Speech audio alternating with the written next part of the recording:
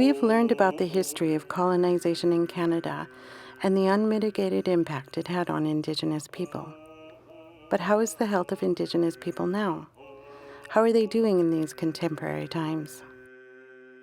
Our health has experienced many ups and downs over the millennia, where there's times of flourishing and catalysts of change that nearly decimated our peoples. We could never go backwards to the way it was before the great floods, the great ice ages, the mythological times, all the way back to our first ancestor stories. When we look at recent history and the arrival of European cultures and settlers to our lands, this marks a significant catalyst of change, where we once again seen a decline in our populations due to epidemics in the 1800s, early 1900s, compounded with legislative oppression through the Indian Act, through Confederation, which was an attempt to usurp power from Indigenous peoples, allocating jurisdiction to the federal and provincial governments without our consent, without compensation. This then attempted to subjugate First Nations people under the Crown, which is basically oppression and marginalization. That dynamic is very complex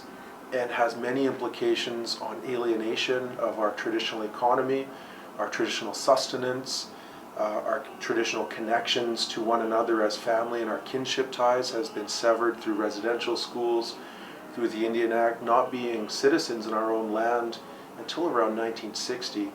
As well as residential schools, where I'm the first generation in my family out of residential schools.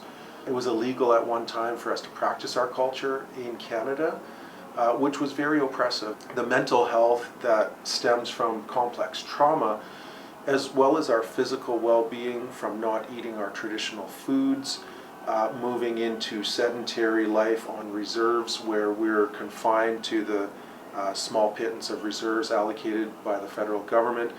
This creates a very wicked problem that is formidable, and why we are now entering an era of reconciliation. What we need to see is reconciliation to come back to utilize the best tools available to us to allow us to flourish once again throughout our territories. The health disparity that Indigenous people face is disheartening and is a result of colonization. Only we can make a difference. We have the opportunity to address the health impact of colonization by practicing cultural competency, cultural humility, and providing culturally safe care. Cultural competency is about becoming aware of our biases and looking at the assumptions we make about people from other cultures. Cultural safety is the practice of respectful and meaningful healthcare encounters. It is the creation of an environment that is safe from discrimination and takes into account the social, political, economic, and historical factors that impact a patient's health. Most importantly, it is the person receiving care who determines the safety of the interaction.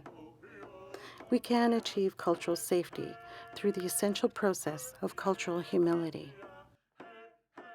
Cultural humility is about humbling oneself rather than achieving a state of knowledge. Through a process of critical self-reflection and lifelong learning, we become mindful of and act to change the inherent power imbalances in a healthcare interaction. It is a process of holding ourselves and institutions accountable, knowing that we are serving and interacting with diverse populations, especially Indigenous people.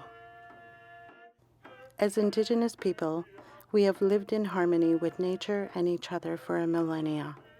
At the heart, Indigenous health is a balance of the physical, emotional, mental, and spiritual needs we all have.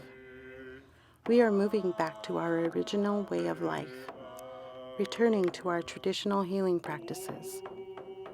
Indigenous people before contact were at optimum health and can be again. With a culturally safe healthcare system, we can reverse the health disparity Indigenous people face today. If I go to a clinic or I go to an emergency department, whether it is not so serious or it is very serious, that when I walk in, that I feel safe enough to be sharing whatever it is that is troubling me in my health, and that I'm listened to and respected for what I say. At Vancouver Coastal Health, we care for everyone. We are always learning, and we strive for better results. Holding these values close to our heart will help create welcoming and safe care across the continuum of health services. We are all on this journey together, and we ask that you do your part and provide culturally safe healthcare for Indigenous people that you see.